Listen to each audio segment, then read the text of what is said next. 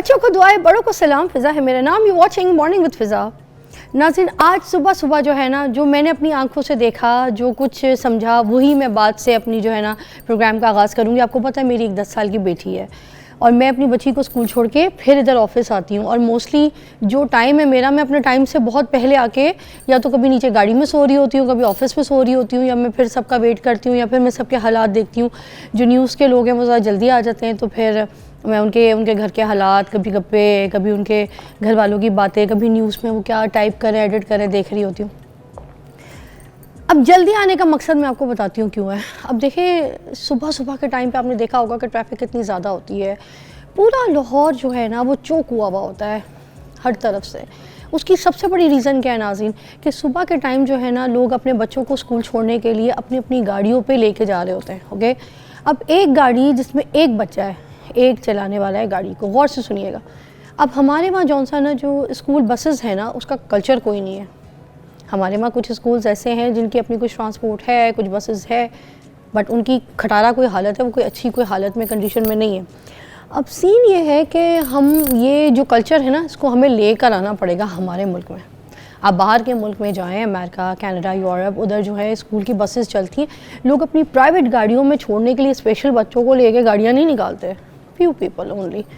अब जहाँ पर एक बस जो है जो 40 से 50 बच्चों को एक टाइम पे स्कूल लेके जा सकती है, वहाँ पे 40 से 50 गाड़ियाँ जा रही होती हैं। अब वो 40-50 गाड़ियाँ आप खुद सोचें कितनी जो है ना बाकी ट्रैफिक को ब्लॉक करती हैं, कितना ज़्यादा ये जो ट्रैफिक जाम होता है इसकी वजह से।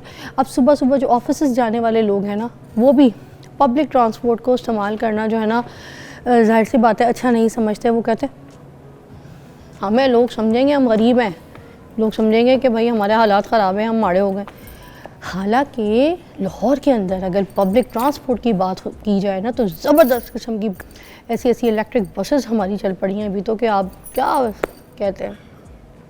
और ऐसे कि वो पूरे लाहौर को भी कवर करती हैं, वो रूट्स पे हर तरफ से हर ट्रैक को कवर करते हुए जाती हैं। आप मेट्रो बसेस देख लें, मेट्रो ट्रेन आ गई है हमारे पास, ठीक है ना, electric train, electric buses, स्पीडो buses हमारी, ठीक है ना, ये बहुत पूरे लाहौर को कवर कर रही हैं। मगर हम इनको यूज़ करना और इनमें बैठना जो है ना, अपनी शान को कम समझते हैं। हम समझते हैं हमारी शान ख़राब हो जाएगी, हम इस पर बैठेंगे, ये हमारी औकात है।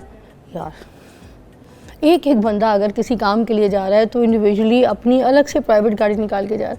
और सुबह के टाइम पे ट्रैफिक जो है वो ऐसी ब्लॉक हो गई। अब तो मुझे लगता है जो गाड़ियां हैं इनको या तो पर लगाने पड़ेंगे या फिर इनको भी जहाज़ बनाना पड़ेगा। ये अगर हवाओं में उड़ेंगे तो ही बंदा कहीं काम पे टाइम पे पहुंच सकता है। यही जौन सा जो है ना, शाम के वक्त भी इसी तरह की सिचुएशन, जब सब लोग अपने काम से, ऑफिस से वापस घर जा रहे होते हैं, तो भी उनको यही जो है ना मसाइल का प्रॉब्लम जो है वो फेस करनी पड़ती है। अब बाहर ममालिक में लोग बाहर ट्रेन में ट्रैवल कर रहे हैं, लोग सारी आप देखें ट्यूब्स वहाँ पे भरी पड़ी हैं, लाइंस हैं वहाँ पे, लोग ट्रैवल कर रहे हैं, अंडरग्राउंड ट्रेन्स चल रही हैं, अंडरग्राउंड वहाँ पे सारा काम हो रहा है, ठीक है। अपनी प्राइवेट गाड़ी का इस्तेमाल बहुत कम करते हैं। अब जैसे मैं यूके जाती हूँ, आपको पता है यूके में पार्किंग का इतना बड़ा इशू है, इतना पे करना पड़ता है पार्किंग का, ठीक है। आपको वो पर्ची लगा जाते हैं फ़ौरन, 1 मिनट में आपकी टाइमिंग्स हैं, आपको इतने से इतने बजे तक यहाँ पार्क करनी है, उसके बाद उधर से उधर तक इतने टाइम पे पार्क करनी है। तो वहाँ पे तो पार्किंग बहुत महंगी। वहाँ पे अमीर से अमीर बंदा जो है या तो पैदल चलता है, साइकिल चलाता है, बसेस पे जाता है, पब्लिक ट्रांसपोर्ट का यूज़ करता है, या फिर ये अंडरग्राउंड ट्रेन्स जो हैं, ट्यूब्स जो हैं, इनको इस्तेमाल करता है। पूरी दुनिया में लोग इसी तरह से कर रहे हैं, बड़े बड़े बिजनेस टाइकून्स कर रहे हैं। मगर हम इस चीज़ पे जो है ना नहीं आ रहे। हम अपनी जो है अना पे, हम अपनी इसको लेकर आ गए कि हमें तो लोग गरीब कहेंगे, हम पब्लिक ट्रांसपोर्ट पे जाएंगे, ये हमारी औकात है, हम पागल हैं, हमने तो ये वाली वो गाड़ी निकालनी है, हमने वीएट निकालनी है, हमने क्रूज़र निकालनी है, प्राडो निकालनी। हम इन गाड़ियों पे से अपनी औकात को पता नहीं समझते कि ख़राब हो जाएगी।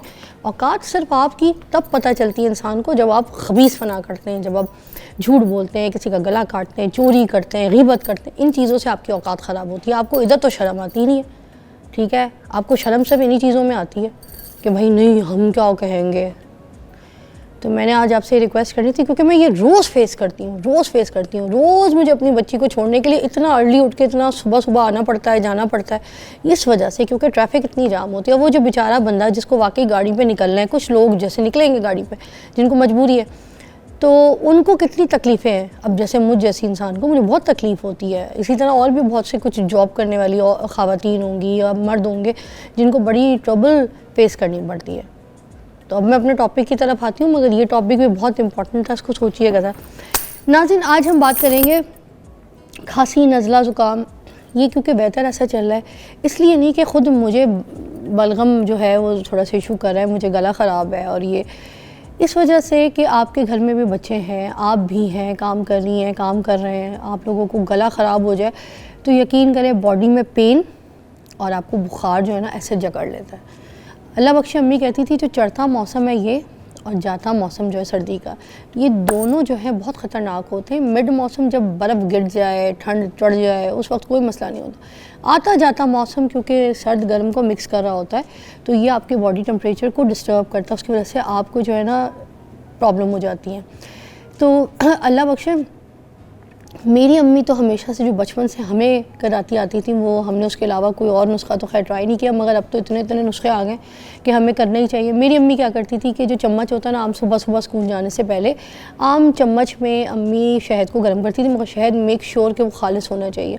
हम उसको चम्मच में गर्म करते थे, अम्मी उसको गर्म करके बारीक बारीक अदरक का जो टुकड़ा है वो काट देती थी और उसको जो है ना मलमल के कपड़े में अदरक का रस भी थोड़ा सा उसके ऊपर निचोड़ देती थी और बारीक बारीक पार्टिकल्स भी। उसके बाद थोड़ी सी उसमें काली मिर्चों को कभी भी बिल्कुल पीस के पाउडर बना के नहीं, उसको जो गुदर के जो मोटा मोटा नहीं आता दाना वाला, वो उसके ऊपर डाल के, तो उसके ऊपर हल्का सा काला नमक डाल के, ठीक है, उसमें थोड़ा सा मुलैठी का पाउडर डाल के अम्मी अब चम्मच को ऐसे ना चूल्हे पे गर्म करती थी। अब वो जब गर्म करो तो जो शहद है ना बिल्कुल पानी की तरह हो जाता है, उसके अंदर से चिपचिपाहट ख़त्म, वो बिल्कुल पानी लिक्विड टाइप हो जाता है। वो फ़ौरन हल्का फूंक मार के तो बच्चों को एक एक चम्मच वहीं किचन में खड़ा करके मुँह में दे देती थी।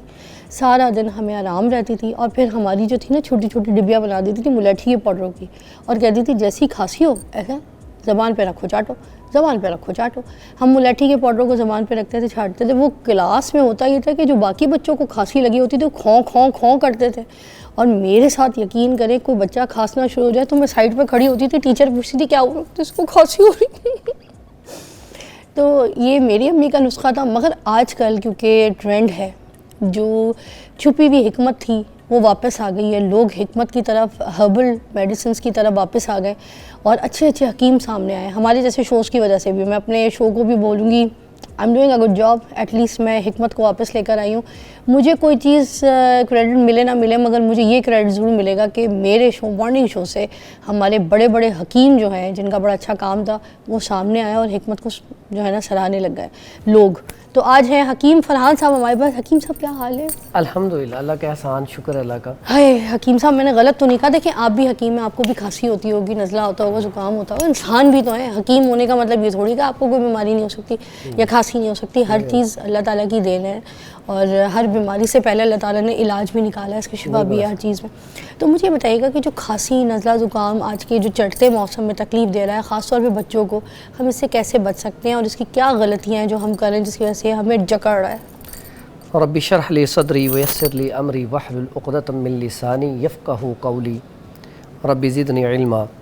पहली बात तो ये वाकई आपके प्रोग्राम को क्रेडिट जाता है कि आपने दोबारा हिकमत को ना जो प्रमोट किया है और अच्छे अच्छे अतिब्बा इकराम को बुलाया है, उससे अल्हम्दुलिल्लाह हमारे पास इस टाइम इतनी ट्रैफिक होती है बाज़ औक़ात के यकीन करें सोया भी नहीं जाता। यानी कि लोग दोबारा इसकी तरफ बड़े शौक़ से हिकमत की तरफ आए हैं और इसमें कोई शक नहीं कि ये वाहिद मॉर्निंग शो है। मेरा भी कह लें कि आगाज़ यहाँ से हुआ था और अल्हम्दुलिल्लाह आज तकरीबन 20-21 चैनल्स के ऊपर मैं जा रहा होता हूँ। तो इसमें कोई शक नहीं कि ये स्टार्टिंग में जो आपने ये कह लें कि एक पौधा लगाया है या दोबारा ट्रेंड शुरू किया है, इसकी मौजद आप हैं, इसको स्टार्ट दोबारा करने वाली आप हैं। Thank you. तो इसमें जितने पेशेंट हमारे पास आते हैं वो ठीक होते हैं और यकीन करें इतनी दुआएं देते हैं बाज़ औक़ात आंखों से आंसू आ जाते हैं कि हर बंदा, और उन दुआओं में आप भी शामिल हो गई हैं कि आपको इसका अल्लाह ताला अजर देगा। अब सर इसलिए भी इसकी रीज़न है कि देखें किसी जाहिल को भी पता है कि जो एंटीबायोटिक है वो कितना ख़तरनाक होता है। आपको पता है एंटीबायोटिक, मैं सब लोगों को बता दूं फिर मैं इसकी तरफ आपके पास ब्रेक लेके आऊँगी, कि जो एंटीबायोटिक है अगर एक तरफ से किसी चीज़ को हील करता है, उसका इलाज करता है, तो याद रखें किसी ज़ख्म को अगर वो कहीं से सुखा रहा है तो दूसरी जगह उसका साइड इफ़ेक्ट है, और एंटीबायोटिक का इफ़ेक्ट जो साइड इफ़ेक्ट है वो बहुत बुरा होता है। तो जिस तरीके से अपने बच्चों को एंटीबायोटिक से या ख़ुद को बचा सकते हैं तो कोशिश करें बचाएं। हिकमत की तरफ आएँ, ब्रेक के बाद आपसे फिर हम इस टॉपिक को मज़ीद एलैबोरेट करेंगे। Calls, take a break.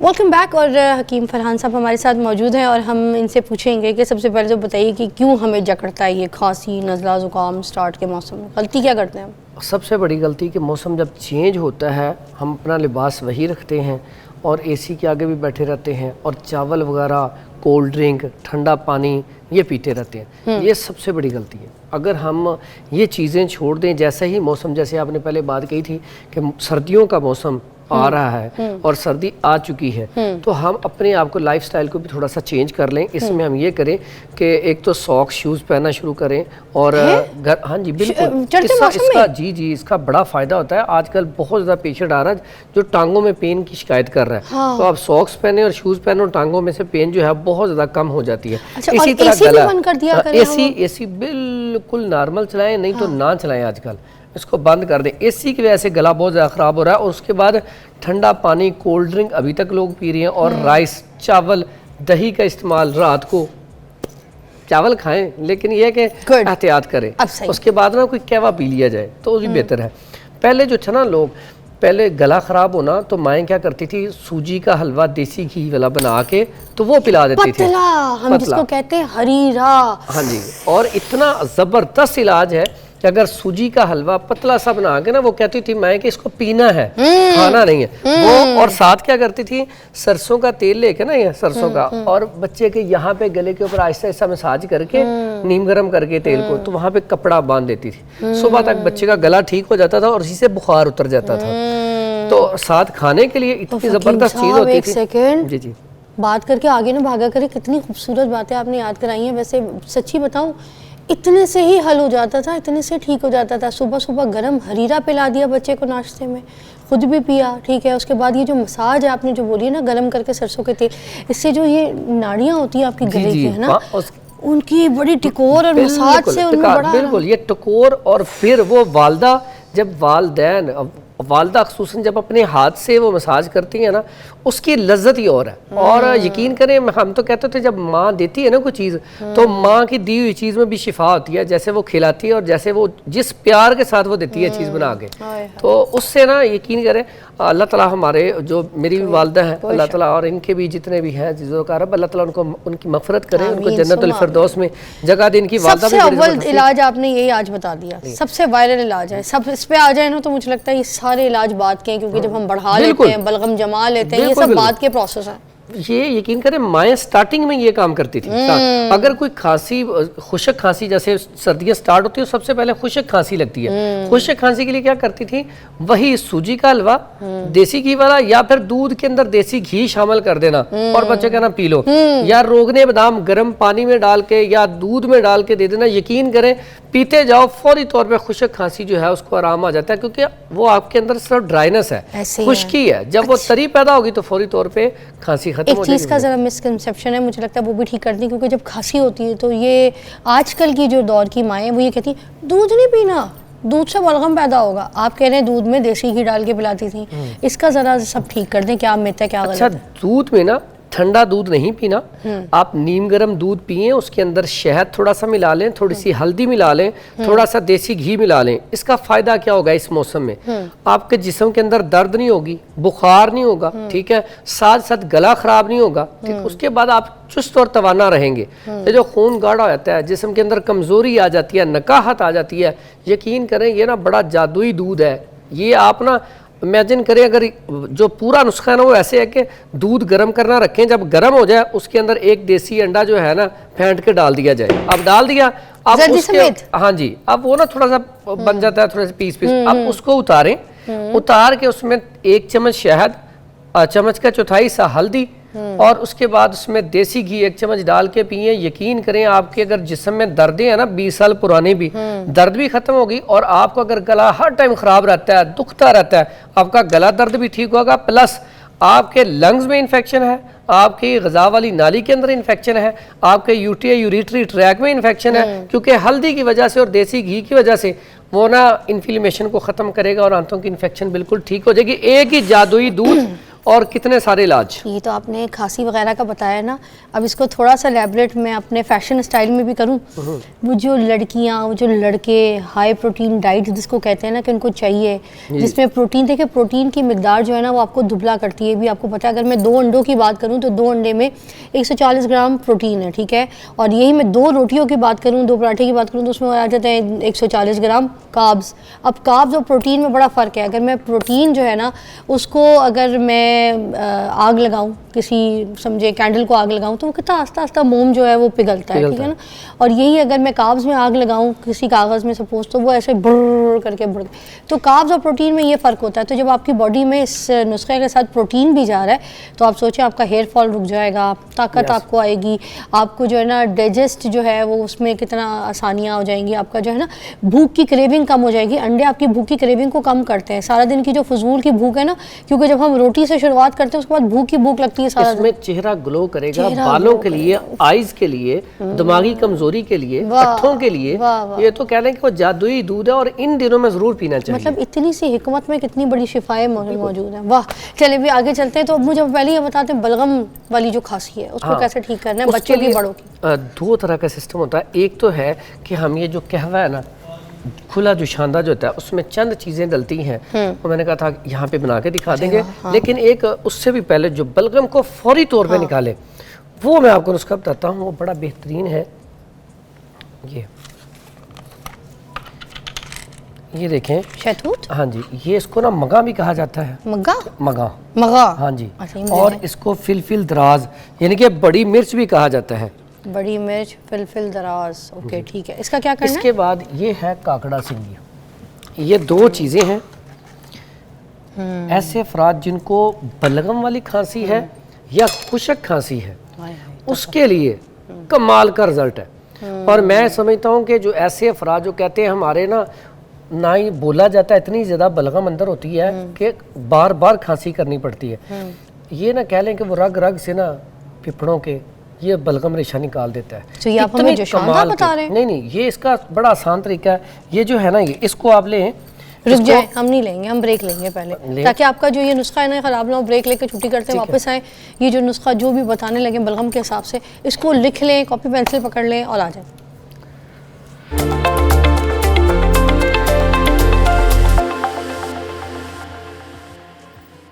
Okay, welcome back. और कोई जादुई नुस्खा है जो बलगम के लिए स्पेशली हकीम फरहान साहब हमें बता रहे हैं, तो प्लीज़ नोट दिस आउट। अच्छा जी, सबसे पहले तो ये है जी मगा, इसे फिलफिल दराज कहा जाता है और ये इतनी ज़बरदस्त चीज़ है बलगम रेशे के लिए। अच्छा। और साथ ये दूसरी चीज़ है काकड़ा सिंगी, ठीक है, और काकड़ा सिंगी, ये 2 चीज़ें इतनी ज़बरदस्त हैं। जितना मर्जी पुराना मर्ज हो, बलगम रेशा हो, खांसी हो, काली खांसी हो, दमा हो, उसके लिए कमाल का रिजल्ट है। अच्छा। बनाने में थोड़ा सा टाइम लगता है। आप इसको ना 1 किलो दूध ले लें, लेकिन दूध खालिस हो। 1 किलो दूध लेके उसमें 50 ग्राम ये डाल दें। अब जब ये ना दूध पकी जाए, जब दूध गाढ़ा हो जाए, काफ़ी गाढ़ा हो जाए, फिर इसे निकालें, निकाल के इसे खुशक करें। खुशक करने के बाद इसका फाइन पाउडर कर लें। पाउडर करने के बाद फिर आप इसको साथ लें, बराबर वजन काकड़ा सिंगी, ठीक है, ये काकड़ा सिंगी साथ बराबर वजन लेके इन दोनों को फिर आपने पाउडर करना है सफ़ूफ। इसका पाउडर करके तो फिर इसको आपने शहद में मिला के भी खा सकती हैं। वैसे भी 2 से 3 चुटकी आप पानी के साथ भी ले सकते हैं, लेकिन अगर शहद में मिला के लिया जाए पहली खुराक से अल्हम्दुलिल्लाह खुशक खांसी, काली खांसी, बलगम रेशे वाली खांसी, तीनों के लिए। बल्कि ऐसा है कि बाज़ ऐसे दमे के पेशेंट, सांस की तंगी के पेशेंट, उनके लिए भी बड़ा बेहतरीन ये नुस्खा साबित हुआ। इतना कमाल का नुस्खा है। कोई हमें जो शानदा भी बताइए, कोई ऐसा जो शानदा या कोई जो पीने में भी मज़ेदार हो और रिजल्ट भी बड़ा कमाल हो। बाज़ों का ऐसा होता है नज़ला, ज़ुकाम, बुखार, थकन, जिस्म में ना बहुत ज़्यादा सुस्ती काहली होती है, उसके लिए एक बड़ा ज़बरदस्त मैं ये आपको बताने लगा हूँ। अच्छा, एक कॉल है आयशा, वो बार बार कह रही हैं कि बहुत ज़रूरी कोई बात करनी है। बड़ी मुश्किल से कॉल लगी, बालों के हवाले से, टॉपिक से हटके मगर बात कर लेते हैं। आयशा, अस्सलाम वालेकुम।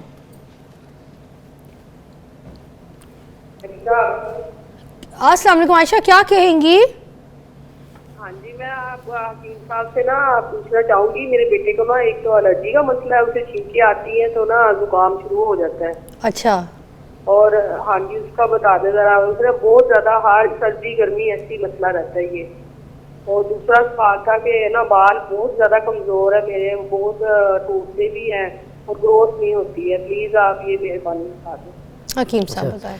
पहले नंबर पे छींकों का मसला, ठीक है, ये जैसे ही मौसम आता है ना सर्दी का, इसमें छींकों का मसला बहुत ज़्यादा हो जाता है। उसकी बुनियादी वजह फ्रिज में पड़ी हुई चीज़ें खानी छोड़ दे, असबाब क्या है, सबब क्या है, उसको पहले दूर करें। दूसरा, राइस इन दिनों में फ्रिज में पड़े हुए तो बिल्कुल ही ना खाएं, अगर खाएं भी हैं तो उसके फ़ौरन बाद कहवा इस्तेमाल कर लिया जाए, लेकिन कोशिश करें इन दिनों में ना खाया जाए तो ज़्यादा अच्छा है।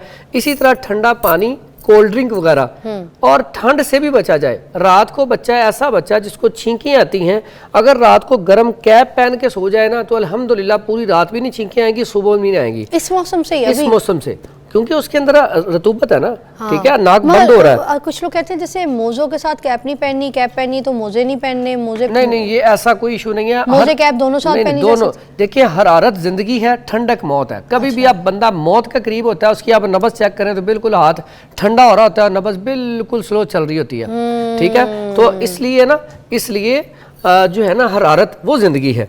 अब जो छींकों वाला मामला है ना, उसके लिए सिर्फ और सिर्फ या तो 21 दाने मुनक्के के ले दे, मुनक्का 21 दाने लेके इसको 1 गिलास पानी में पकाएं। इतना पकाएं कि कप ये 1 गिलास से बल्कि चौथा हिस्सा गिलास का रह जाए, फिर इसको सिप ले लेके पिया जाए, ठीक है। बिल्कुल एक घूंट से भी कम, जो पूरे गले को टच होता हुआ जाए, फौरी तौर पे पहले दिन से छींकें आना बंद हो जाएंगी इंशाल्लाह। दूसरा नुस्खा है लौंग। अगर ब्लड प्रेशर हाई नहीं रहता, नॉर्मल पोजीशन पे है, तो लौंग लें 3 अदद। इसका भी इसी तरह 1 गिलास पानी में पकाएं। जब ये पानी आधे गिलास से भी कम रह जाए तो फिर आपने, बच्चा है तो 2-4 चम्मच पी ले, बड़ा है तो वो जितना पानी बना सारा पी सकता है, सिप ले लेके। और ये अमल लंबा चौड़ा नहीं, सिर्फ 7 दिन करना है आपने। अच्छा। इंशाल्लाह दोबारा मसला नहीं होगा। दूसरा, सादा लौंग है इसमें, जी, कुछ और नहीं, कुछ नहीं। उसके बाद ऐसे जो बच्चे हैं, बड़े हैं, छींकें सुबह उठते ही आती हैं, इस अमल के साथ साथ अगर वो नाक के ऊपर लौंग का तेल लगा लें या अमृत धारा, ये डेली लगा लिया करें, बिल्कुल हल्का सा, तो इस आंखों को नहीं टच होना चाहिए, आंखों से बचा के, तो इससे क्या होगा, हरारत पहुंचेगी। अब जितना भी हमारा नज़ला ज़ुकाम, ये दिमाग जो है ये रेशा पैदा करता है, रतूबत पैदा करता है, वो आगे यहाँ पे जम जाती है, ठीक है। तो उसका होगा क्या कि उससे आहिस्ता आहिस्ता नाक आपका खुलना शुरू हो जाएगा। और ये अमृत धारा ऐसी चीज़ है, ये आप ऐसे लगाएंगे तो इससे फ़ौरन नाक खुल जाएगा, यहाँ पे लगाएंगे नाक फ़ौरन खुल जाएगा, सांस बहाल हो जाएगी।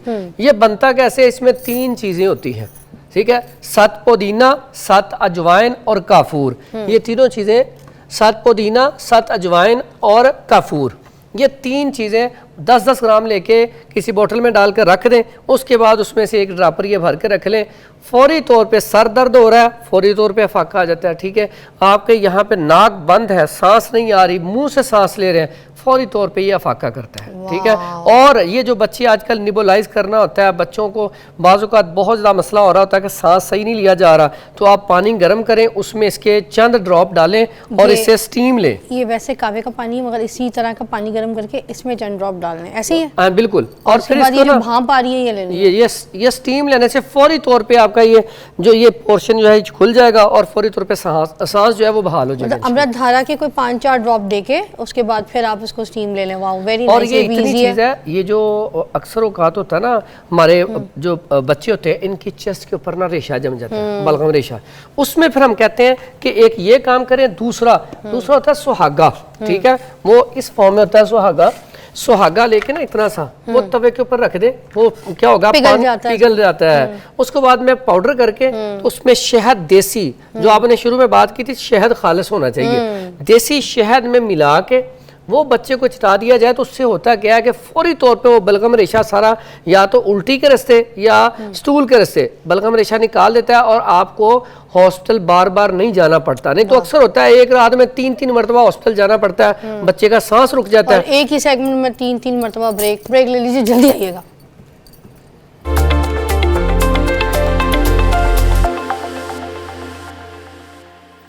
मैं नाजरीन एक कावा आजकल पी रही हूँ क्योंकि सर्दियाँ हैं, आपको पता, मगर मैं क्योंकि जो हमारे एक्सपर्ट्स हैं उनसे पूछताछ के सारी इन्फॉर्मेशन के साथ अपनी चीज़ों को ऐड करती हूँ।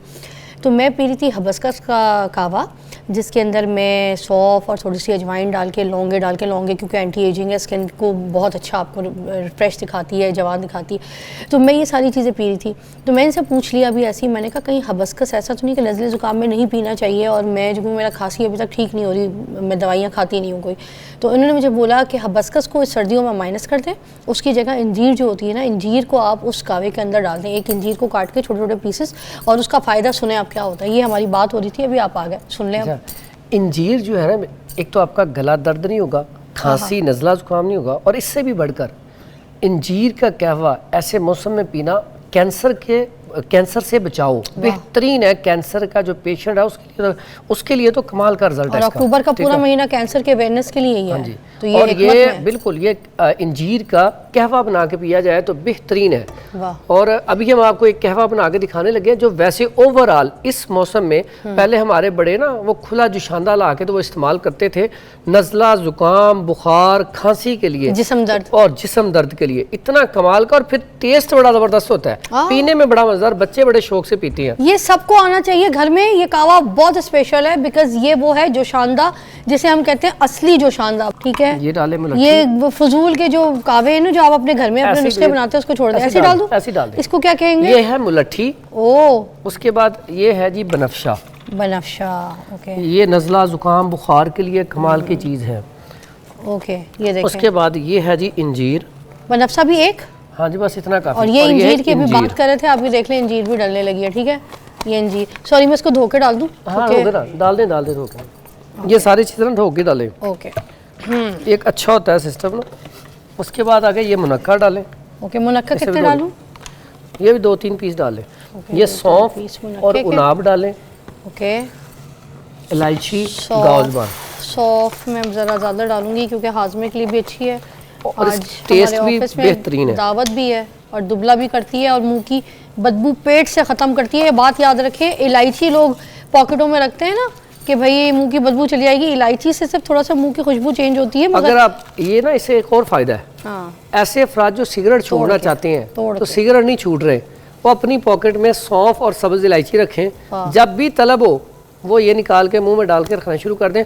बहुत सारे लोग जो है इसकी वजह से सिगरेट छोड़ने में कामयाब हो गए हैं। मेरी बेटी लेके जाती है सौंफ इलायची और मिश्री को पीस के पाउडर, बिल्कुल बेहतरीन है, और सारा दिन चाटती रहती है। बच्ची का दिमाग बड़ा तेज होगा क्योंकि सौंफ सब्ज इलायची और कूजा मिशी, अगर इसमें बादाम की गिरी डालें ठीक है, नहीं तो इतनी सही है। 3 चीजें हैं, गला खराब जिस्म दर्द। ये है जी गाउजबान। ये अच्छा। पत्ते भी 1-2 डाल लें, पत्ते भी डाल दूं? अच्छा, गाउजबान के। ओ वाह, ये गाउजबान दिमाग के लिए कमाल का नुस्खा। ये ना दिमाग के लिए, केरे के लिए, नज़ला जुकाम के लिए। ये उनाब डालें। अब उनाब, ये है जी पहाड़ी बेर उनाब। उनाब कितने डाल दूं? ये 3 पीस डाल लें, एक तोड़ के ऐसी, जैसे ऐसे डाल दबा के हैं। एक हाथ को दबा दिया मैंने, एक हाथ ऐसे। उसके बाद एक टुकड़ा ये थोड़ा सा ऐसे अफराद जिनके पट्ठों में दर्द काफ़ी ज़्यादा, ठीक है, कुड़ुल वगैरह पड़ते हैं तो उसके लिए दालचीनी डालें। बुखार से भी, खांसी से भी लोगों को पड़ जाती है, देखें। और ये अदरक डालें थोड़ा सा।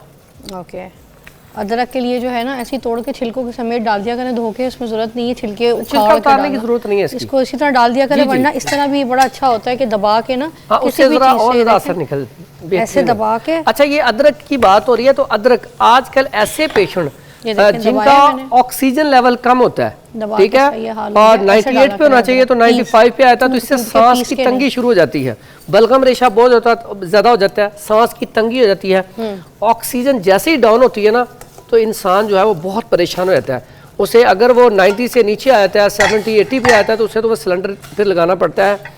इसके लिए इतना कमाल का रिजल्ट है कि आप अदरक का पानी ले लें 50 ग्राम और शहद ले लें खालिस 50 ग्राम। ये 2 चीज़ें लेके इसे घर में आप बना के रख लेंगे, आपकी दवाई तैयार हो गई है। एक पूरे दिन में 1 कप गर्म पानी लें, उसमें 1 चम्मच इसका डालें और ये गर्म करके सिप्स ले लेके ना जैसे चाय पीते हैं ऐसे पी लें दिन में 3 मरतबा। अल्लाह के हुक्म से इंशाल्लाह आपका ऑक्सीजन लेवल जो है वो पूरा रहेगा और ये लंग्स में बलगम रेशा नहीं जमने देगा, ठीक है, खांसी नहीं होने देगा। खांसी के लिए बड़ा कमाल का रिजल्ट है इसका। तो यानी कि ये अदरक चूके डाला तो मैंने कहा अदरक के फायदे बताता हूँ। और ऐसा ही अगर खांसी बलगम रेशे वाली नहीं जा रही तो आप अगर अदरक, एक टुकड़ा अदरक का लें और उसके साथ मुनक्का ये ले लें 7 दाने, बेहतरीन किस्म का ये कहवा है, और ये बना के अगर इस्तेमाल करवाया जाए तो बेहतरीन रिजल्ट है।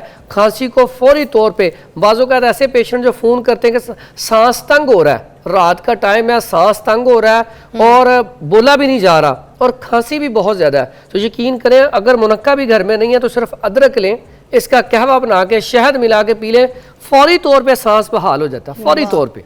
Thank you so much Farhan साहब, आज का शो बहुत ज़बरदस्त था और ख़ास तौर पे वायरल इन्फेक्शंस के लिए जो सर्दी खांसी। अच्छा, मैंने ढक्कन ढाक दिया था, मैं आपको बता दूं हर चीज़ दम में पकाया करें, दम में। जब दम में होते हैं तो उसके अंदर की जो इंग्रेडिएंट्स हैं वो सारे जो है ना मुंह खोलते हैं और दम में चीज़ें गलती हैं हल्की आंच करके। तो हमारी ये रेसिपी यहाँ पे तैयार हो गई है दम में।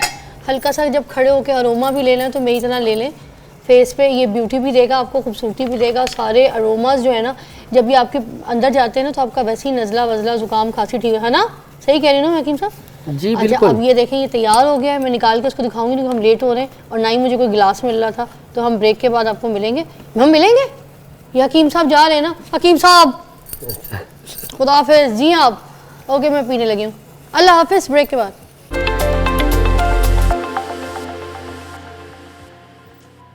Welcome back. और नाज़रीन, अभी आपका फेवरेट सेगमेंट दोबारा, एक सेगमेंट के बाद ज़बरदस्त दोबारा एक सेगमेंट जो है वो भी आपका फेवरेट सेगमेंट है।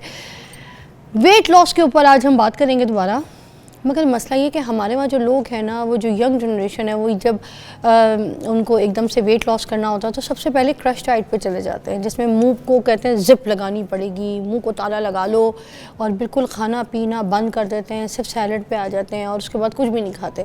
अब जैसे खीरे पे लग जाती है दुनिया, अब वो जो हमारे पास जो खीरा आता है उसके अंदर तो मुझे नहीं लगता इतनी ग़िज़ाइयत होती है, उसके अंदर सिर्फ पानी पानी होता है। और उसके मुझे तो पता नहीं, कुछ लोग ये भी कहते हैं खीरे का कोई मौसम होता है जिसमें सही खीरा मिलता है, उसके अलावा तो बाकी जो मौसम के खीरे हैं वो सही नहीं होते।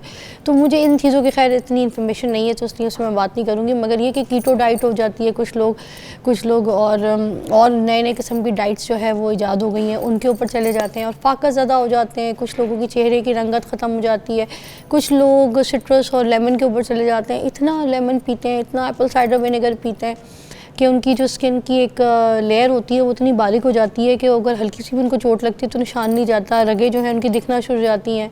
तो इस तरीके के जो दुबलापे हैं जिसमें आपकी ब्यूटी लॉस हो जाए, क्योंकि ब्यूटीफुल लगने के लिए आप वेट लॉस करते हैं, आप ब्यूटी विद बीस्ट वाला जो सीन है ना जिसमें आप बीस्ट की तरफ चले जाते हैं, वो नहीं अच्छा लगता। तो फिर मैं आपको कहूँगी कि आज हम इस सेगमेंट को आपके लिए डिज़ाइन करके बैठे हैं, आप ख़ास तौर पे देखें कि वेट लॉस के कई जो क्या सही तरीके हैं, स्पेशली इन विंटर्स जिसमें लोग कहते हैं कि आपको स्वेटिंग नहीं होती है तो आप एक्सरसाइज भी कर लें तो फैट बर्न नहीं होगा, तो उसमें डाइट प्लान क्या होना चाहिए, आज हम आपसे उसके ऊपर बात करेंगे। डॉक्टर सहर चावला आज हमारे साथ मौजूद हैं, किसी तारुफ की मोहताज नहीं है, तो आई कॉल्ड हर, सो इनसे हम जानेंगे वेट लॉस के सारे वो जो तरीके आप करें और मैं करूँ और हमें इफादत है। अस्सलाम वालेकुम। वालेकुम अस्सलाम, कैसी हैं आप? Great, you looking amazing. Thank you so much, माशाल्लाह। I would like you to stand first, जिस तरह कि मैंने आपकी मिलने के बाद तारीफ की थी ना, ये लोगों को भी Thank दिखना you, चाहिए। thank you. Look at her shoes, close कीजिएगा कैमरा, खड़े होकर ऐसे चीज़ें नहीं दिखानी, हमने पहले इनके शूज़ दिखाने प्लीज़। इतने प्यारे गेस्ट जो इतनी तैयारी से आए, क्लोज कीजिएगा, शूज़ दिखाइएगा, शूज़ को क्लोज करें। Beautiful sandals, thank you. ये मेरे ख्याल से कोई सैंडल आप इंटरेस्टेड है दिखाने में भाई? ये दिखा दे, ऐसे वाह, yes, this is called sandals. मैंने इतने प्यारे सैंडल्स किसी गेस्ट के अभी तक नहीं देखे। Thank you Fiza, and this coat is amazing, you looking wow. Thank you, बहुत मेहरबानी आपकी, आप So खुद pretty. बहुत प्यारी हैं माशाल्लाह। मेरी कोई गेस्ट इतनी तैयारी, इतनी प्यार से, इतनी अपने आप को लुक लेके आए, तो मुझे लगता है ये ऑडियंस के लिए तैयार होती हैं, अपने घर के लिए, अपने लिए नहीं हुई, तो आपको दिखाने के लिए। तो मैंने कहा शुड कि कितनी क्लासी लग रही है। थैंक यू सो मच, बहुत शुक्रिया। मामा कहती होती थी कि जब आप मेज़बान होते हैं, मेहमान होते हैं, आपकी तैयारी डायरेक्टली प्रोपोर्शनल है उस खुशी के जो आपको किसी से मिलने की है। कि अगर आप नहीं तैयार तो it's a kind of its disrespectful, I believe. बिल्कुल, सामने वाले को रिस्पेक्ट देने के लिए भी तैयार वो होना चीज़ कितनी चाहिए। इंपॉर्टेंट थी। हाँ, कि आप इम्पॉर्टेंट थे, ये चीज़ इम्पॉर्टेंट थी। चलिए वेट लॉस के ऊपर बात करते हैं। जो आजकल की यूथ है, नौजवान नस्ल है, वो पागल हो गई है, क्रैश डाइट करती है, कीटो डाइट करती है और पता नहीं कौन कौन से नींबू सिट्रस पे लग गई है। तो प्लीज़ हमें बताएं, are we doing a right thing? Absolutely not.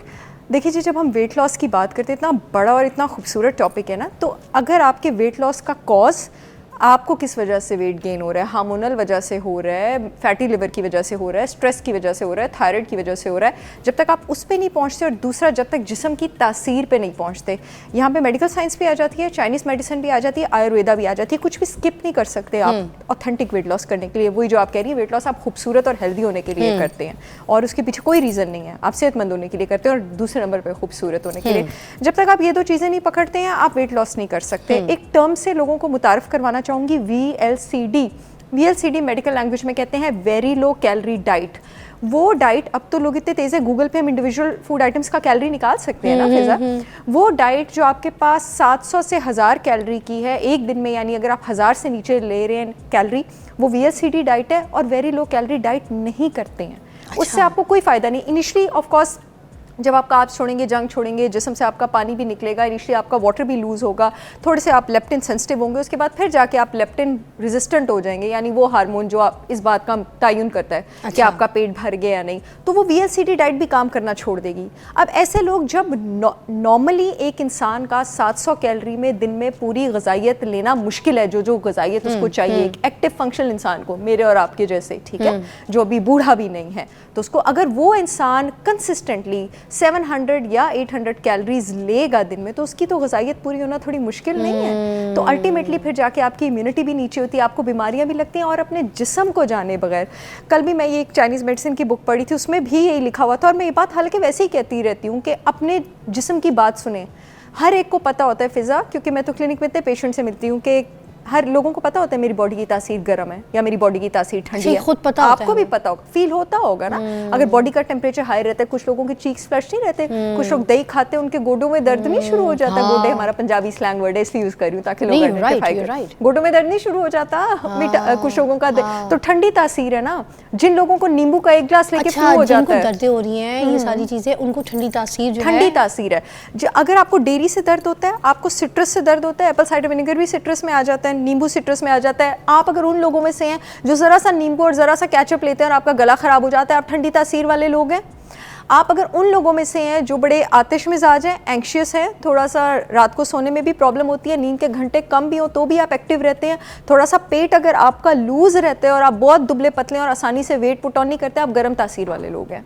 आपने सारी बातें सही कही हैं, इसमें मुझे तो पता चल गया कि मेरी तासीर कौन सी है, आपने भी सुनने वालों ने। मगर मैं आपको बताऊं, आप पहली डॉक्टर हैं ऑनेस्टली जिन्होंने यहाँ पर आके इस बात को माना है कि आपकी बॉडी ठंडी गर्म तासीर वाली होती है, क्योंकि ये बातें तो हिकमत में है, मगर जो मेडिकल है, जो बाकी जो और डॉक्टर्स मेरे पास आते हैं वो तो उसको डिनाई करते हैं। वो कहते हैं आपके जिस्म की कोई ठंडी गर्म तासीर कुछ नहीं होती है। But you said so well. No, मैं हिकमत की भी बहुत, उस नॉलेज की भी बहुत इज्जत करती हूँ, क्योंकि मुझे ना ऐसा लगता है फिजा कि जो हर ब्रांच है ना, जो भी हर ब्रांच ऑफ नॉलेज है, उसमें कुछ ना कुछ होता है पकड़ने और सीखने के लिए। हो ही नहीं सकता है कि आप पूरी हिकमत को कैसे नलिफाई कर सकते हैं। आयुर्वेदा भी कमाल की साइंस है, और चाइनीज मेडिसिन, आपको पता है एक्चुअली हिकमत से भी पहले जिस चीज ने ये बातें की हैं, लोग पढ़ते नहीं है ना। कभी पाकिस्तान में सुना किसी ने जाके चाइनीज मेडिसिन की किताब खरीदी हो? मैंने अपने अलावा किसी को नहीं देखा खरीदते हुए। आप अगर चाइनीज मेडिसिन की किताब पढ़े ना, पहले तो 2 महीने सिर्फ आपको उसकी लैंग्वेज समझने में लग जाते हैं, जो उसने बॉडी की तासीर बताई है। आजकल एक स्लैंग में जेंजी एक बात कहती है ना, you are the yin to my yang. Gen Z को काहे नहीं सुनते? ये चाइनीज मेडिसिन के पहले चैप्टर में है। यिन कहते हैं जी जरा कंप्लीट थोड़ी सी ठंडी तासीर को, यांग कहते हैं गर्म को। तो जो लोग होते हैं ना आतिश मिजाज, वो जब उन्होंने किसी को डेट करना हो, कुछ करना हो, वो कहते हैं ना you are the yin to my yang, ठीक है? तो वो कहते हैं कि तुम ठंडे हो, मैं गर्म, यू नो। ये चाइनीज मेडिसिन से लफ्ज निकला है, ये जेंजी का भी, यू आर द यिन। तो ये हिकमत भी, I would say the Chinese medicine and हिकमत, they are going side by side. वो उसकी बहुत सारी हद तक उर्दू ट्रांसलेशन है। Alright, oh my God, I like it. So see, इसका मतलब है कि जो चाइनीज मेडिसिन है वो हिकमत के बहुत करीब भी है। अच्छा, ये जो चीज़ें हैं जो आप हमें बता रही हैं, ठंडी तासीर, गर्म तासीर, तो अब यहाँ पे तो आपने डिफाइन कर दिया कि जो जो चीज़ें अगर बताई जा रही हैं, या कोई नुस्खे या कोई डाइट प्लान्स या कोई भी आपको एलोपैथिक इलाज भी, तो उसमें आम बंदे ने ये तो ज़रूर देखना है पहले कि आपकी तासीर गर्म है ठंडी, उस हिसाब से मैच करके उस नुस्खे को या उस मेडिसिन को आप इस्तेमाल करें। यहाँ तो आपको इस चीज़ की नॉलेज मिल गई। अब दूसरी बात आ जाती है कि जो हम जो कोई कहता है भाई मैं तो ये बना रही थी, मैं तो ये खा रहा था, मैं तो ये करके दुबला हूँ, मैं तो ये करके हमने इस चीज़ पे बिलीव करना है, या फिर अपनी तरीके की कोई अपनी मेडिसिन अपने हिसाब से चलानी है और इलाज करना है, अपनी खुद बनानी है अपनी तबीयत को देख के। हर इंसान की अपनी मेडिसिन या अपना इलाज या अपना टोटका अपने Customized. हिसाब से कस्टमाइज कर सकता है Customized ना, होता है। क्योंकि हर एक की अपनी बॉडी लैंग्वेज है, अपनी बॉडी की तबीयत है, उसके मिजाज हैं।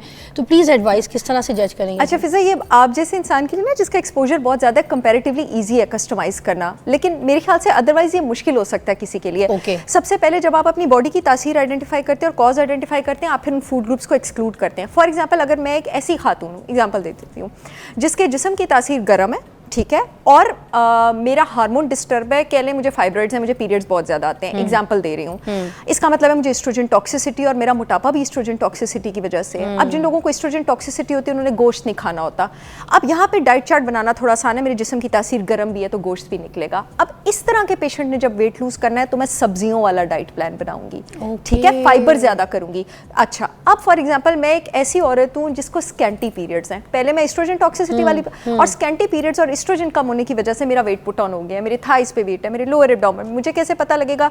अगर ये पेशेंट मेरे ऑफिस में आ रही है और मैं देखूंगी ऊपर से साइज स्मॉल है और नीचे से साइज लार्ज है, तो इसका स्कैंटी एस्ट्रोजन है, ठीक है। अच्छा। इसको कहते हैं ओवरी बॉडी टाइप, ठीक है। और फॉर एग्जांपल इस पेशेंट की बॉडी की तासीर ठंडी है, तो ये भी मेरे लिए एक प्लस पॉइंट है, अब मैंने इसको गोश्त ज्यादा देना है। अब फॉर एग्जांपल ये एक ऐसी पेशेंट है जिसकी स्कैंटी एस्ट्रोजन है, यानी मैं इसको गोश्त देना चाह रही हूँ, लेकिन दूसरी तरफ इसकी बॉडी की तासीर गर्म है। अब ये दोनों बातें एक दूसरे से यहाँ जा रही हैं, तो यहाँ पर आती है एक प्रोफेशनल की महारत, जिसका अच्छा ग्रिप हो और फिर वो फूड ग्रुप्स को मिला के बनाएगा। या फिर यहाँ पे मैं क्या करती हूँ, यहाँ पे मैं देखती हूँ कि ज़्यादा चीज़ कौन सी प्रॉब्लम कर रही है, उस वाली को मैं पहले एड्रेस करूँ। अगर मुझे लगेगा पहले इसका एस्ट्रोजन ऊपर होना चाहिए, तासीर को हम बाद में देख लेंगे। Okay. मतलब डायग्नोस्ट करती हैं आप? डायग्नोज करना चाहिए। एक ब्रेक लेंगे, ब्रेक के बाद हम इस चीज़ को मजीद एलैबोरेट करेंगे। वाकई बात सही है कि सिर्फ मोटापा, एक का मोटापा सबका वैसा मोटापा नहीं है, किसी एक का इलाज मोटापे का सबका वो इलाज नहीं है। बेसिक जो है आपका डायग्नोस्ट होना और ख़ुद का भी डायग्नोस्ट करना बहुत इंपॉर्टेंट है। ब्रेक के बाद बात करेंगे सहर चावला से।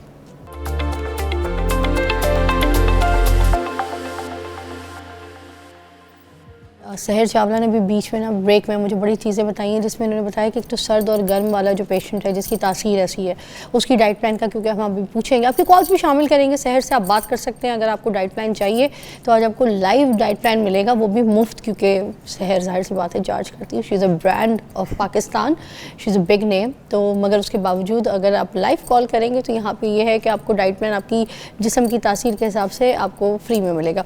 दूसरी बात यह कि एक तो गर्म तासीर होती है, एक सर्द तासीर होती है, और शहर ये बता रही थी एक नॉर्मल तासीर भी होती है, जिसमें दोनों तरीके की चीज़ों को आपको कोई असर नहीं करती है, दोनों में आप सही रहते हैं।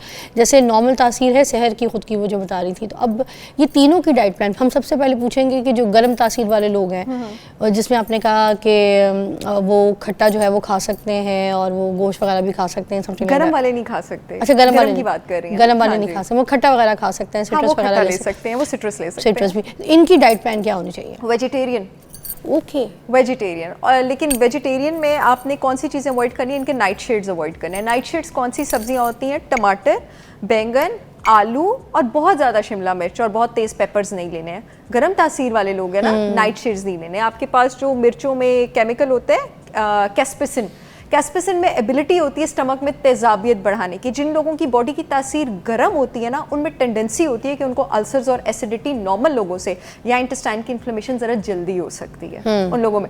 तो आपने इन सारी चीज़ों से दूर रहना है। अगर आप वेट लूज करना चाह रहे हैं तो गोश्त, मैं ये नहीं कह रही कि गर्म तासीर वाले बिल्कुल ही गोश्त खाना छोड़ दें। अगर आप कभी इस चीज़ से तंग नहीं होते, आप उसको मॉडरेशन में अपनी डाइट में इंक्लूड रखें। लेकिन इस वक्त अगर आप क्योंकि हमारा वेट लॉस प्लान सारी जिंदगी तो हमारे साथ नहीं चलता ना, वो तो हमारा गोल अचीव करने तक है। उसके बाद हम नॉर्मल सारे फूड ग्रुप्स मैं पेशेंट्स के 6 महीने बाद इंक्लूड करती हूँ।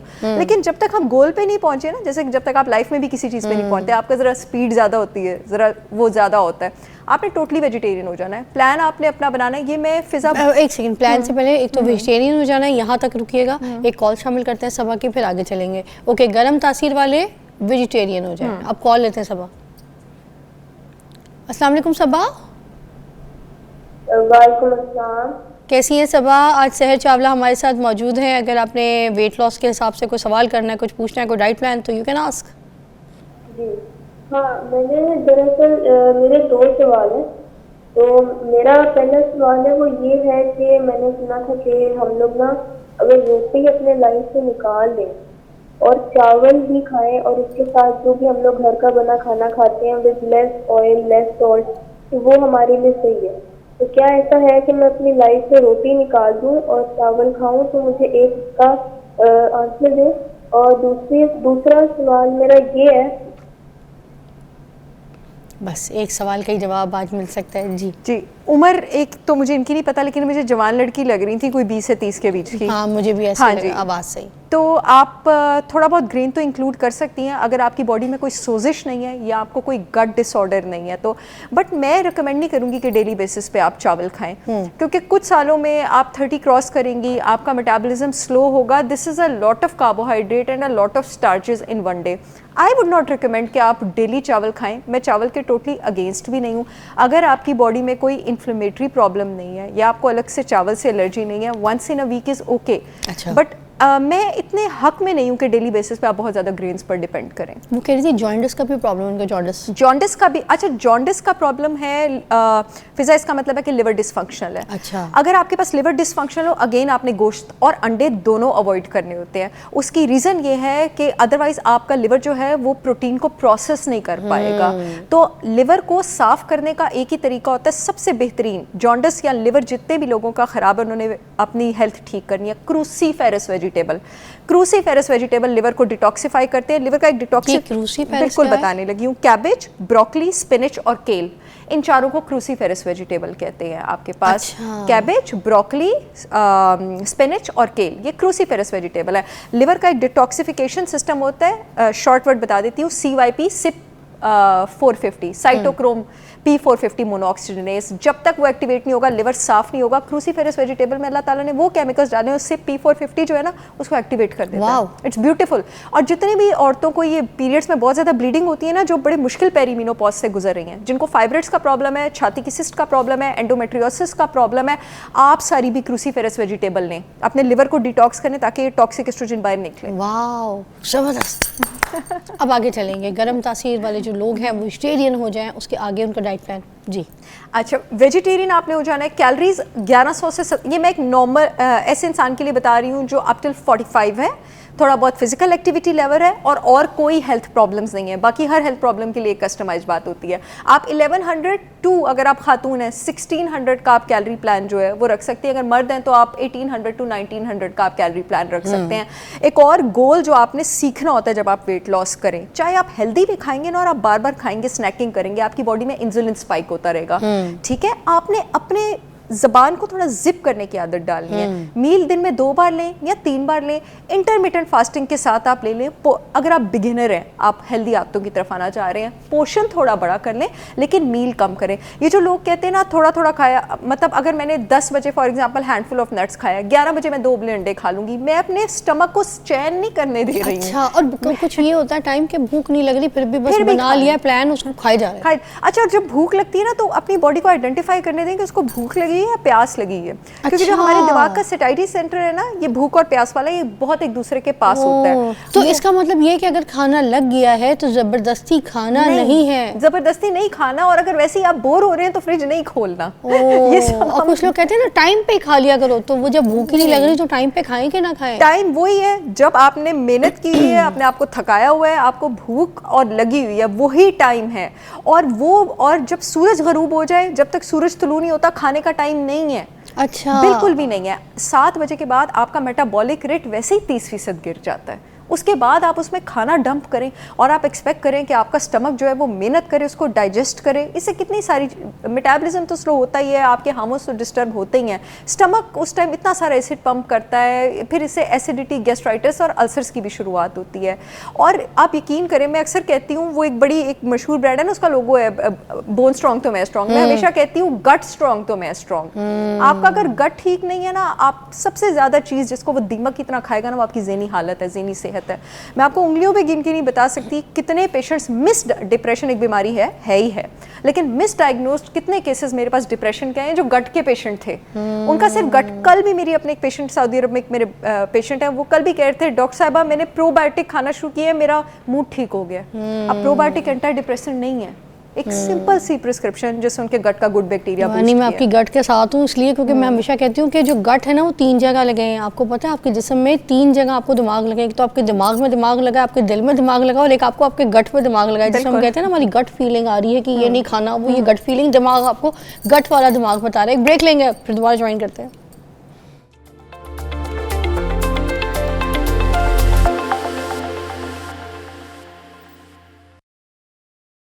ओके जी, हम गर्म तासीर वालों की जो डाइट प्लान है उसी को भी डिस्कस करेंगे, आगे एलाबरेट करेंगी जी शहर।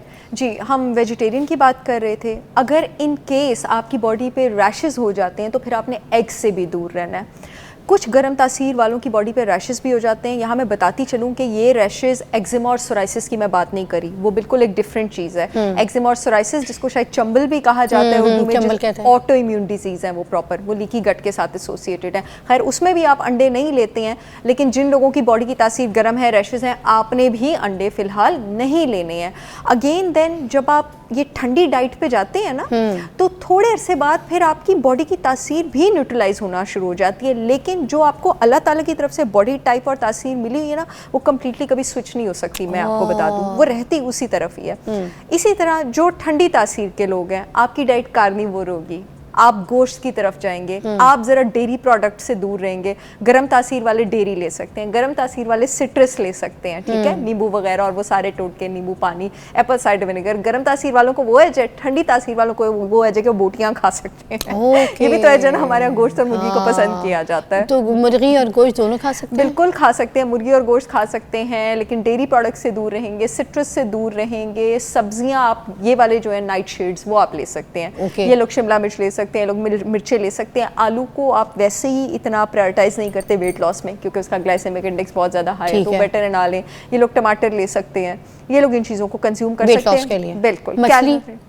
मछली बिल्कुल ले सकते हैं, जितनी भी आपके पास मीट प्रोटीन सोर्सेज हैं, दुम्बा हो गया, बीफ हो गया, गोश्त हो गया, छोटा गोश्त, बड़ा गोश्त, मुर्गी, सब कुछ, और इन सबकी यखनियाँ भी पी सकते हैं। बिल्कुल यखनियाँ भी। दूध का इस्तेमाल, जो गर्म तासीर वाले लोग हैं, अगर उनमें से किसी को हार्मोनल प्रॉब्लम है या गट का प्रॉब्लम है, तो वो दूध से दूर रहेंगे, क्योंकि दूध एंडोक्राइन डिसरप्टर, आसान लफ्ज़ों में बता दूं, हार्मोन को मज़ीद ख़राब करने में रोल प्ले कर सकता है आपके पास। और जितने भी लोगों का गट का प्रॉब्लम है, चाहे आपकी फूड एलर्जी टेस्ट में आपको मिल्क एलर्जी नहीं आई है, ये बात आप लोग बांध लें अपने साथ, या आपको ग्लूटेन एलर्जी नहीं आई है, आपने हमेशा गंदम और दूध से दूर रहना है।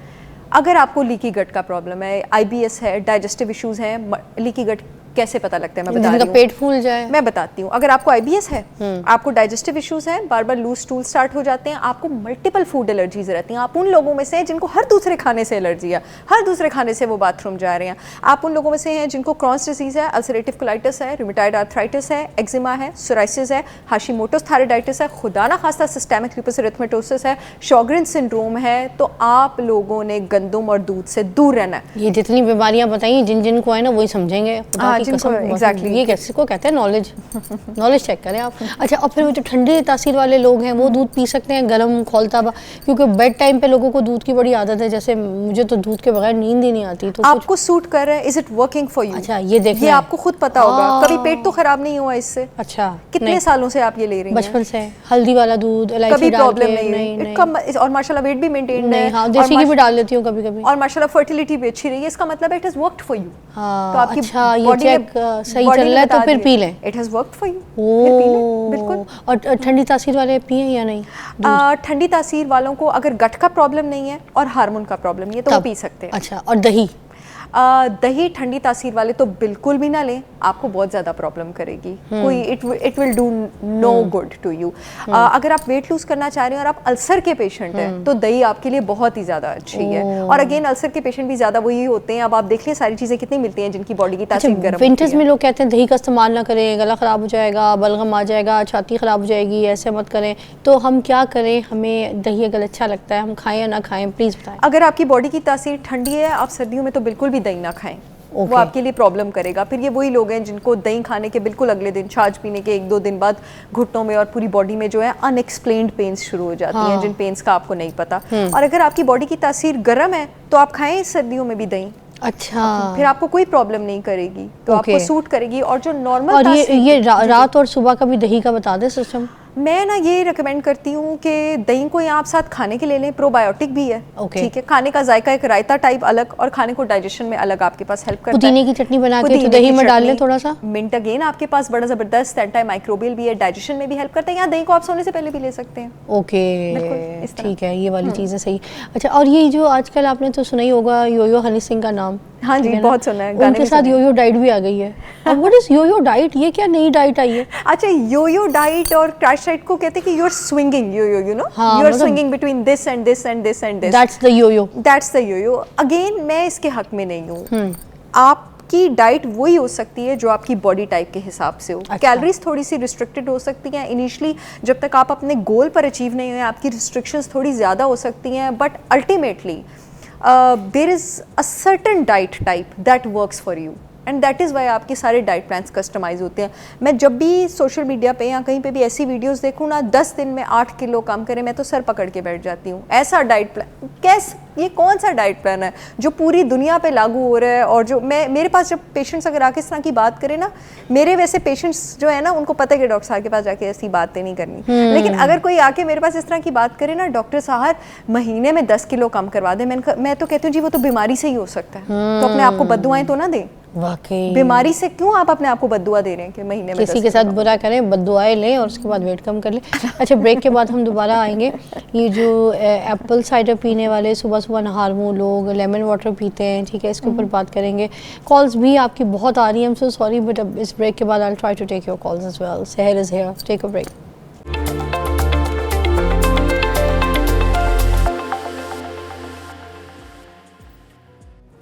माय गॉड, हम लोग कितनी चीज़ें खाते हैं पीते हैं और हमें ये नहीं पता होता कि हमारी बॉडी लैंग्वेज क्या है, हमें क्या सही सूट कर रहा है, क्या नहीं सूट कर रहा, मगर हम दुबले होने के लिए बस एक दौड़ में, एक लाइन में खड़े हो जाते हैं। अच्छा, और दूसरा सोशल मीडिया पे जितने पेजेस चल रहे हैं ना, इतने ख़राब अच्छे बुरे जो भी काम कर रहे हैं, उनमें हम ये नहीं देखते कि यार ये जो बंदा बोल रहा है ये ख़ुद नॉलेजेबल है कि नहीं है, ये ख़ुद उसके पास तालीम है कि नहीं है, ये ख़ुद उसके पास इसका इल्म नहीं है तो ये क्यों बोल रहा है। मगर हमने ये कहा है कि भाई ये बोल रहा है, इसके कहने पे चले चलो, और हमारे पास मतलब ख़ुद सोचो समझ जो है ना वो जैसे ख़त्म हो गई है। अच्छा, ये कॉल है, शामिल करते हैं नाइला की। अस्सलाम वालेकुम, साहिबाल से कॉल है। अस्सलाम वालेकुम नाइला। अस्सलाम वालेकुम, मैं नाइला बात कर रही हूँ साहिवाल से। जी जी नाइला, सहर चावला है मेरे साथ। कोई आपने पूछना है सवाल तो पूछिएगा। मेरे ना ये जो आप आज टॉपिक पे बात कर रही हैं, मेरे सेम यही इश्यूज हैं सारे। सहर पे कैमरा स्विच करेंगे। इश्यूज है कि मेरा गला खराब रहता है अक्सर। अस्सलाम वालेकुम। सहर आपको अस्सलाम सलाम, वालेकुम ये जी। आपका कैमरा सहर। वालेकुम अस्सलाम, प्लीज़ अपना मसला बताइए। आई होप आप ठीक ठाक हैं। मेरा मसला ये है कि मुझे डॉक्टर के पास भी जाती हूँ, वो मेरी तो पहले तो बहुत गायनाकोलॉजिस्ट के पास जाते हैं, मेरी बात ही नहीं सुनती है। क्यों गई हैं गायनाकोलॉजिस्ट के पास? गुड वन, क्यों गए? ताकि मुझे पता लगे। वजह तो बताए। हाँ। वो इस वजह से कि मेरा जो वेट है ना वो गायनी इश्यूज की वजह से ना बढ़ा हुआ है, हार्मोनल क्या इशू है। क्या इशू है? हार्मोन के बहुत सारे इश्यूज होते हैं। पीरियड्स कम है, पीरियड ज़्यादा है, कंसीव नहीं कर पा रही हैं, मसला क्या है? उम्र क्या है आपकी? मेरी उम्र है 37 ईयर्स, मेरी 2 बेटियां हैं और मेरी शादी को 12 ईयर्स हो गए हैं। अच्छा, पीरियड्स ठीक आते हैं आपको? मुझे जब पीरियड स्टार्ट हुए हैं तब मुझे ना 1 साल के बाद, जब यंग एज में स्टार्ट होते हैं, 1 साल के बाद आए ही नहीं शादी तक। कभी मेडिसिन ले लेनी तो साल में 1 दफा 2 दफा, बहुत दवाई खाने के बाद। ठीक है। और जब मेरी शादी हो गई तो उसके बाद ऐसे रेगुलर हो गए, बिल्कुल आपने रेगुलर पीरियड्स हो गए और बहुत ज्यादा, यानी कि जो आप बता रही हैं। आपने अपना थायराइड चेक करवाया था? अपनी एस्ट्रोजन प्रोजेस्टेरॉन प्रोफाइल करवाई थी? थायराइड ठीक था आपका? जी, मैं थायराइड के 3 दफा टेस्ट करवाए हैं। ना मुझे थायराइड है, ना मुझे शुगर है, ना मुझे ब्लड प्रेशर है। वजन और कद कितना है आपका? मैं भी आपको आपकी प्रिस्क्रिप्शन भी बताती हूँ। मेरी हाइट 5 फीट है, मेरा वजन है 100 kg। 100 किलो? जी तो पीरियड्स कहाँ से आए? जी 40 किलो आप अपने कद पर ऊपर है वजन से। 40 किलो मेरी बहन 1 मन बनता है। इस जिस्म के ऊपर आपने 1 मन एक्स्ट्रा डाला हुआ है, तो आपके मेरी बात हार्मोन्स। सुने ना आप काइंडली मेरी बात सुने। पिछले 3 साल पहले मेरा वजन कम होकर 78 kg पे आ गया था 100 से। खुद ब खुद कम होता रहा है, बगैर डाइट के, बगैर किसी मेडिसिन के। अब पिछले 2 साल से डाइट भी फुल कर रही हूँ तो वजन कम 100 पे फिर आ गया। अच्छा, मैं अब इनको बता दूं आपका सोल्यूशन। मैं आपको बता देती हूँ। देखें, 2 साल पहले मेरे पास अक्सर पेशेंट्स आते हैं और वो कहते हैं 2 साल पहले तो मैं डाइटिंग करती थी तो मैं पतली हो जाती थी। तो मैं कहती हूँ 2 साल पहले आपकी उम्र इससे 2 साल छोटी थी, अब आपकी उम्र ज़्यादा है। अब फॉर एग्जांपल अगर मैं कहूँ कि मैं 40 साल के करीब हूँ और मैं 20 साल की लड़की की तरह खाऊं और मैं कहूँ कि नहीं मेरा वज़न उस तरह से क्यों मेंटेन नहीं हो रहा, तो ये नहीं हो सकता। अपनी उम्र के साथ आपको अपनी कैलोरी छोड़नी पड़ती है। एक मैं आपको बता दूं, आप 40 किलो अपने आइडियल वजन से ऊपर हैं और अगर आप 78 केजी भी थी उस टाइम, फिर भी आप 18 किलो ऊपर थी, जो कि 35 साल की एक लड़की होती है, औरत नहीं होती। 35 साल की लड़की के लिए बहुत ज़्यादा है। अब मैं आपको बता दूं कि जो आपके जिस्म में चर्बी के सेल्स होते हैं वो एस्ट्रोजन को स्टोर करके रखते हैं, और वो जिस एस्ट्रोजन को स्टोर करके रखते हैं उसको जीनो एस्ट्रोजन, या आसान अल्फाज में कह दूं टॉक्सिक एस्ट्रोजन कहा जाता है। ये टॉक्सिक एस्ट्रोजन आपकी मेंस्ट्रुएशन के आड़े में भी आता है और आपके हार्मोन्स को भी डिस्टर्ब करता है। आपको 30 किलो तो डेफिनेटली कम करने की ज़रूरत है। चले अपने आइडियल वज़न पे, आइडियल वैसे आपका 55 केजी होना चाहिए, 50 से 55, 45 किलो इससे कम होना चाहिए, लेकिन कम से कम 30 किलो तो कम करें। एक और रीज़न मैं आपको बता दूं, जब इतना सारा आपका फैट हो तो आपका इंसुलिन कंसिस्टेंटली रेज्ड होता है। औरत का इंसुलिन जब कंसिस्टेंटली रेज्ड हो तो वो डायरेक्टली प्रोपोर्शनल होता है टेस्टोस्टेरोन के, जो कि मेल हार्मोन है। औरत और मर्द दोनों में मेल हार्मोन और फीमेल हार्मोन हर वक्त मौजूद होता है। उसको ऊपर नीचे ले जाना हमारी बॉडी के फैट पे होता है। एक तो आपके फैट ने आपका टॉक्सिक एस्ट्रोजन ऊपर किया, दूसरा आपके फैट ने आपकी बॉडी में मेल हार्मोन कितना ऊपर किया होगा। पीरियड्स कहाँ से आए आपको, और जब तक पीरियड्स नहीं आएंगे ये जिस्म फूला हुआ रहेगा, तो वजन आप कम करेंगी लेकिन साथ आप हार्मोन्स को नॉर्मल भी करेंगी। एक तो आपने शतावरी जड़ी बूटी, शतावरी का लफ्ज शत से निकला है, शत आयुर्वेदा का लफ्ज है, आयुर्वेद शत का मतलब है 100 से ज्यादा फायदे वाली। एक तो आपने अपना एस्ट्रोजन नॉर्मल करने के लिए शतावरी जड़ी बूटी का इस्तेमाल शुरू करना है, स्वांजने पाउडर का इस्तेमाल शुरू करें, अश्वगंधा का आप जो है वो इस्तेमाल शुरू करेंगी। और गुड, शतावरी की तासीर ठंडी होती है, अश्वगंधा की गर्म होती है, मैंने आपको कॉम्बिनेशन में दे दिया, तो तासीरों का कोई वो होगा नहीं। विटामिन ई शुरू करें जी 800 इंटरनेशनल यूनिट डेली ब्रेकफास्ट के साथ। इनोसिटॉल शुरू करें 1000 milligram daily empty stomach. Evening primrose oil शुरू करें 1000 मिलीग्राम आप डेली। इसके साथ अपने विटामिन डी लेवल्स भी चेक कराएं। जो फिजा ओबीज इंसान होता है ना, उसकी बॉडी में vitamin D receptors down regulate हो जाते हैं, नीचे चले जाते हैं। यानी फॉर एग्जाम्पल अगर एक नॉर्मल वेट के इंसान को 20,000 इंटरनेशनल यूनिट हजम होता है, तो जो मोटा है अगर वो 20,000 इंटरनेशनल यूनिट खाएगा ना, तो उसके जिस्म को 6 या 7,000 ही मिलेगा। तो आपने एक्स्ट्रा डोज लेनी है। थैंक यू सो मच सहर, बहुत बहुत शुक्रिया। और देख लें इस तरीके से एक एक कॉल्स के साथ, इसलिए मैंने कॉल आज बहुत कम ली, मगर खैर क्योंकि सहर आई थी, और सहर अब एवरी थर्सडे जो है हमारे प्रोग्राम में होंगी। अगर आपने कोई कॉल्स करनी है, कोई सवाल करना है अपनी हेल्थ से रिलेटेड और वेट लॉस से रिलेटेड, तो सहर विल गोना टेल यू इंशाल्लाह। अपना बहुत ख्याल रखिएगा, कल मिलते हैं।